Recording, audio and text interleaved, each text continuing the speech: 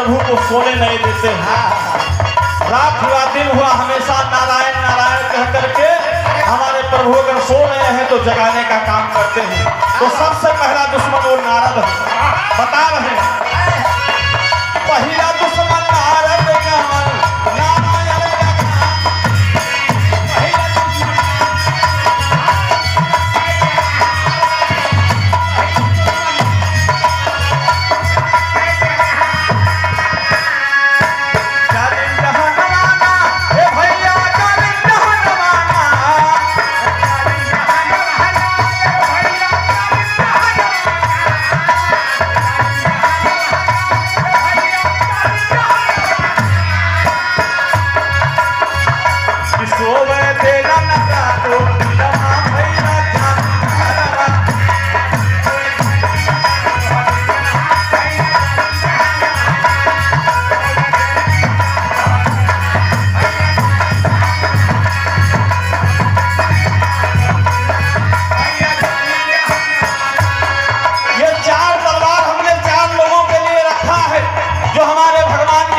दुश्मन है।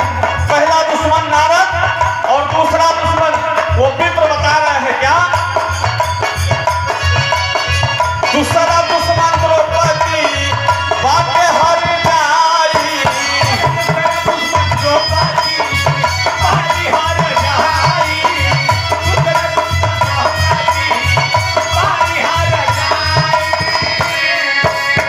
चीर हरण के समय श्याम को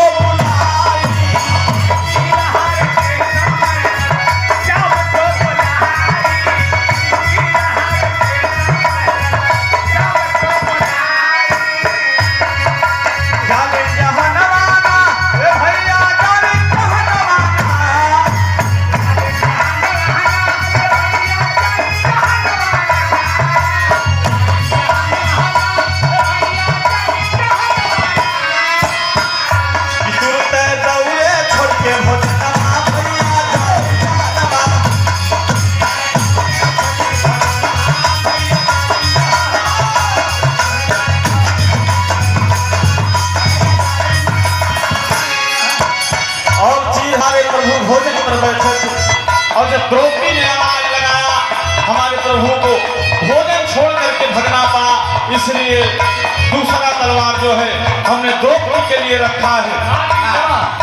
और देखे हमारे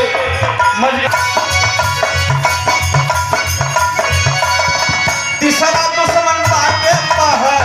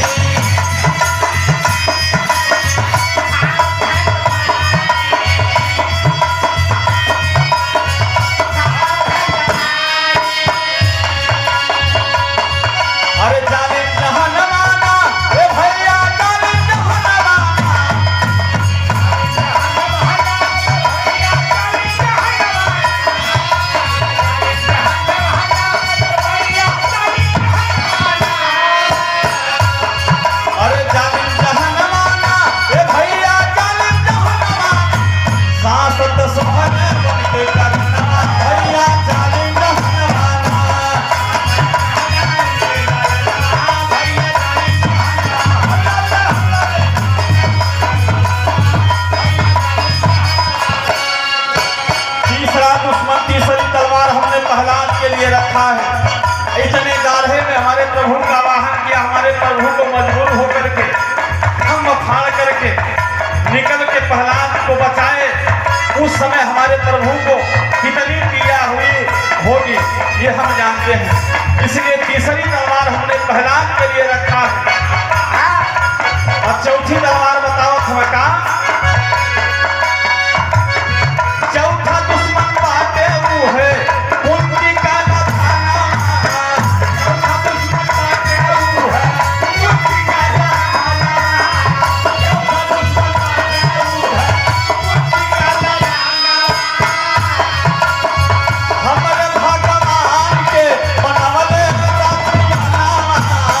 हमारे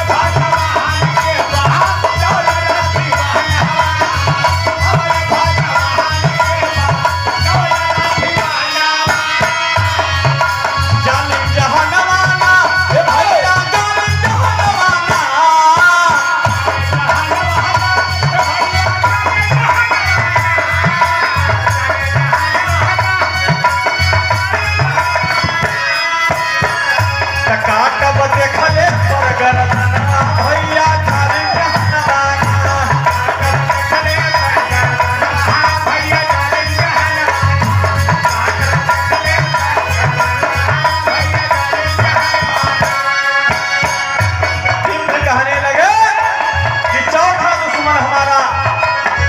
कुंती का लाल अर्जुन है जो हमारे भगवान को रक्षमान बना करके और हमारे भगवान को महाभारत के उस कुरुक्षेत्र में रक्षमान बना करके युद्ध मैदान में लड़ने का काम किया। अगर वो मिल गया तो तुरंत हम जो है उसके गर्दन को अलग करेंगे। जब अर्जुन इतना बात सुना तो अर्जुन का प्राण हर तहर करने लगा। अर्जुन जी समझ गए कि भगवान जल्दी से यहाँ से चला, क्योंकि भगवान ये अर्जुन जान लेलन के अगर कहीं भूल से जान लिया कि है अर्जुन हो तो तनको देर ना लगी। भगवान कहन कि अर्जुन घबराओ मत। अर्जुन कहन आई जल्दी चला। भगवान कन्हैया के लेके वहां से चलना है। और जब कुछ दूर गए तो अर्जुन भगवान कन्हैया के चरणों में जाके गिर गई और कहा